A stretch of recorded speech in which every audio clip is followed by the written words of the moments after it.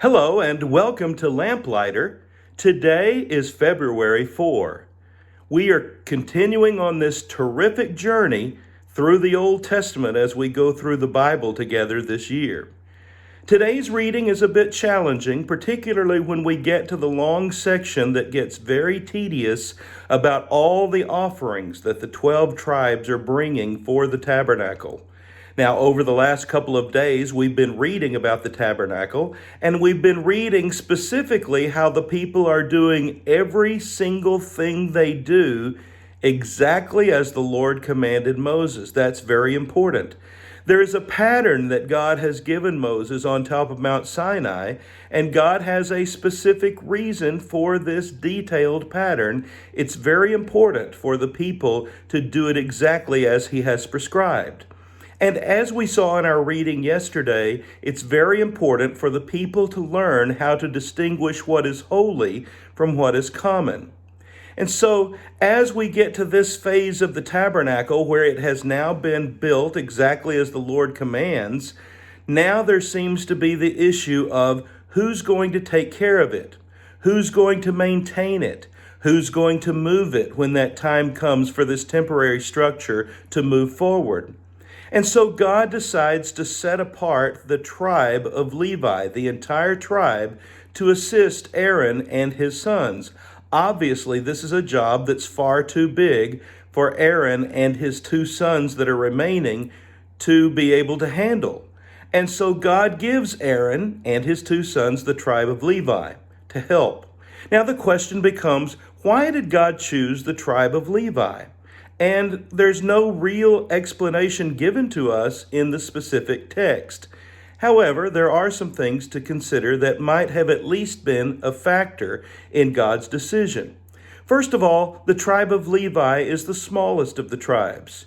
Whichever tribe is going to take care of the tabernacle is going to need to be physically supported by all the other tribes, by financial means, by food, by clothing. All those things have to be provided by someone else while they give their focus and attention to the maintenance and the taking care of and the transporting of the tabernacle. Since Levi is the smallest tribe, it'll be easier to have plenty of access, plenty of support given from all of the other tribes. That's one possibility. Another possibility is, remember, it was the tribe of Levi that stood with Moses to cleanse the camp, destroying those who had been disobedient by worshiping the golden calf. Possibly God is rewarding their loyalty to Him and their dedication to Him on that particular occasion. Maybe that at least plays a factor. Another consideration is that the tribe of Levi is the tribe to which both Moses and Aaron belong. So maybe that plays into it as well. Whatever the reason, we don't really know, except God makes it very clear that since the time of the Passover, since that last plague on Egypt when the firstborn were taken, God has asked for and expected the firstborn even of the Israelites to be dedicated to Him. The firstborn of every family is dedicated to God. God is going to use the tribe of Levi as a substitute for every family's firstborn that would have been dedicated to Him for service. And so it makes sense that these are the ones who serve Him by taking care of and maintaining and transporting the tabernacle.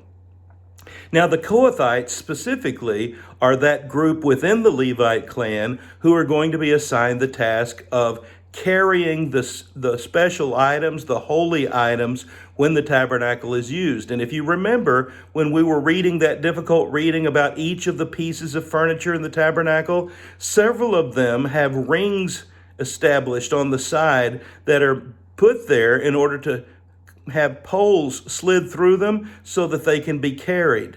And the Kohathites are that particular clan in the tribe of Levi that are going to be transporting those holy items from one place to another. So all of this is very detailed, and all of this is very planned out. Another little tidbit we get today is that God meets with Moses at the mercy seat. And we've spoken about this before, sometimes called by the Hebrew word Shekinah. But the mercy seat is that place at the Ark of the Covenant where the two cherubim are bowing down, their wings are extended over their heads and touching, and it's that place where their wings touch above the atonement cover where God speaks to Moses. His voice can be heard there. It is the holiest of holy places because it represents the very presence of God. I want to point out to you before we close today that the very last sentence in today's reading uses these words, which by now shouldn't surprise us. They did everything exactly like the pattern the Lord had shown Moses. That is a significant part of all of this description. Don't get bogged down in all the details. Remember the big picture. The story is about a holy God who is trying to establish for himself a holy people who can have a relationship with him, not only for today or for tomorrow, but for all time. This is still the God that you and I serve. He is still a holy God. He still is looking for people who hear him, who respond exactly according to the pattern he has established, and those who are willing to go through whatever procedures he puts before them to make them holy so that they can have eternal relationship with him. That's what he's offered us. We can be holy as he is holy. That's why that challenge is issued throughout the New Testament. Isn't it great to be a lamplighter? His word is a lamp to our feet and a light to our path. I hope you have a blessed day.